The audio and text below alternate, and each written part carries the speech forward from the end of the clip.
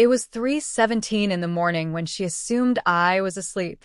I stayed perfectly still, my back turned toward her, keeping my breathing slow and even.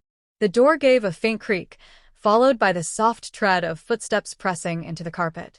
Then came the quiet thump of heels being slipped off, careful, deliberate, like a teenager sneaking in after curfew.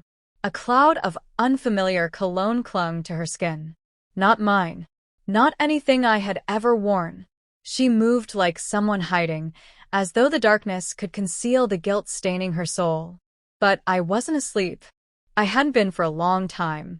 Every suspicious shift in her schedule, every last-minute, urgent meeting, every vague excuse, each had stacked like bricks into a wall of certainty. She eased into bed beside me, the mattress dipping under her weight.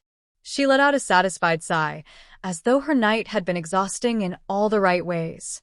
And, in that moment, I knew completely. Not just that she had been lying, but that she felt no shame. She thought my silence meant ignorance. She believed she could spin her stories forever. She didn't know I had already uncovered everything.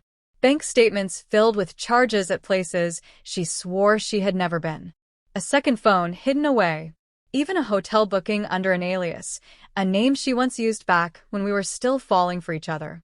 That was the cut that went deepest. The same little tricks she had once used to charm me were now being used to betray me. I didn't lash out that night.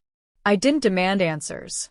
Instead, I waited, because sometimes silence is sharper than any shouted accusation.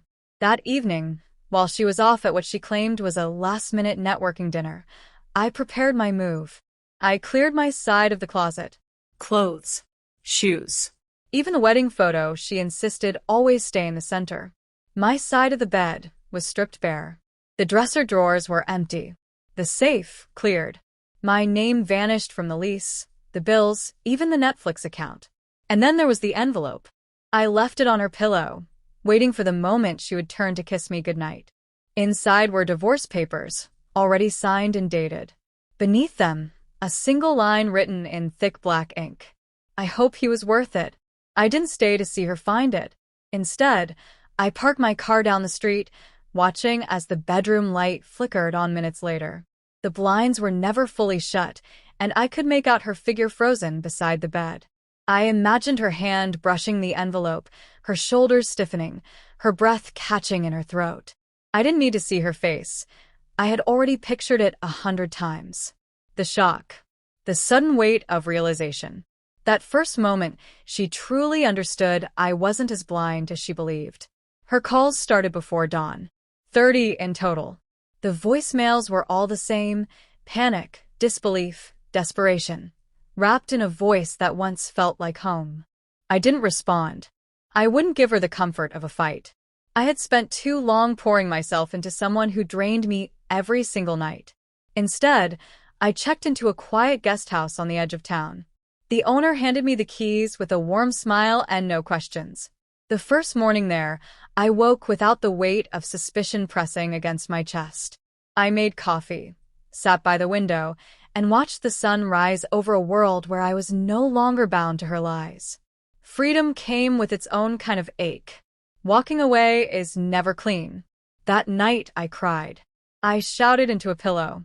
I mourned not just my marriage, but the version of myself that had stayed too long. Yet, even in the middle of that grief, I felt something unshakable. I had chosen truth. And truth was worth the pain. 2 weeks passed without a word from me. Friends began to reach out, unsure what had happened. My answer was always the same: ask her. Word spread quickly.